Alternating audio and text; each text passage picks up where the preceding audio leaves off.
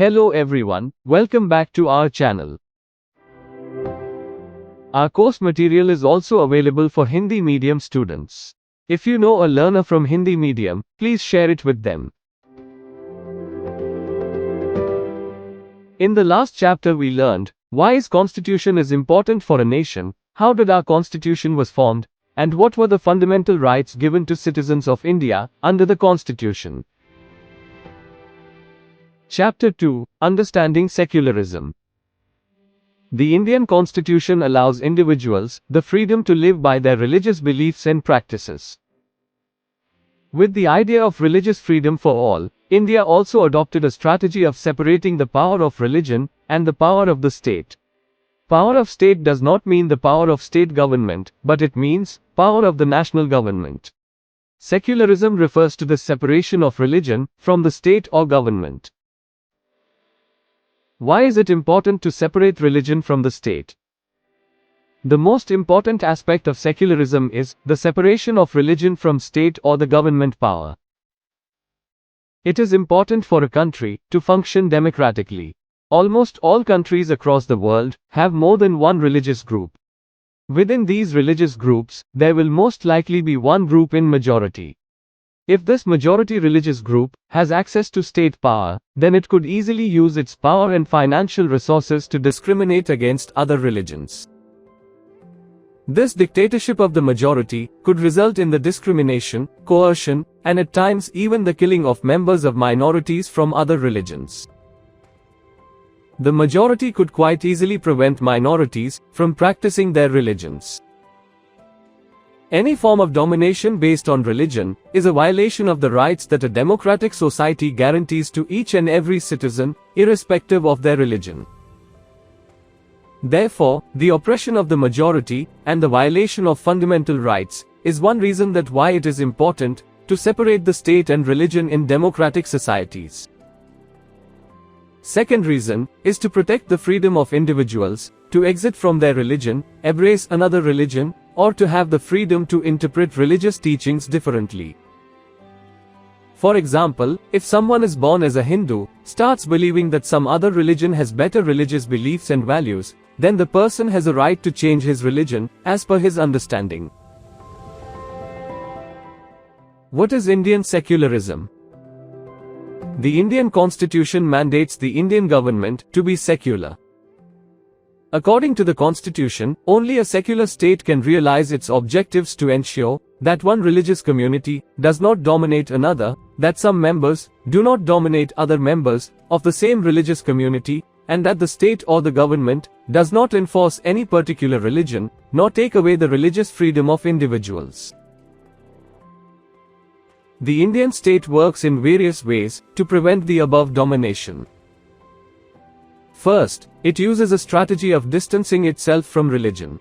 The Indian state is not ruled by a religious group, and nor does it support any one religion.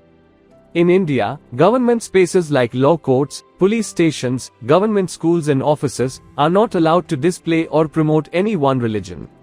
However, this rule does not apply to private institutions or office spaces. The second way in which Indian secularism works to prevent the secularism is through a strategy of non-interference. This means that in order to respect the sentiments of all religions and not interfere with their religious practices, the state makes certain exceptions for particular religious communities. For example, since the men from the Sikh communities wear a turban as a symbol of their religion, they are exempted from wearing helmets while driving a two-wheeler vehicle. The third way in which Indian Constitution works to prevent secularism is through a strategy of intervention. It was observed that in some areas of the country, members of the same religion were dominating other members within it. For example, most religions in India are divided into caste systems among them. Some of them belong to upper castes, and some belong to lower castes in the same religion. In the same community, upper caste members were dominating and discriminating against the lower caste members.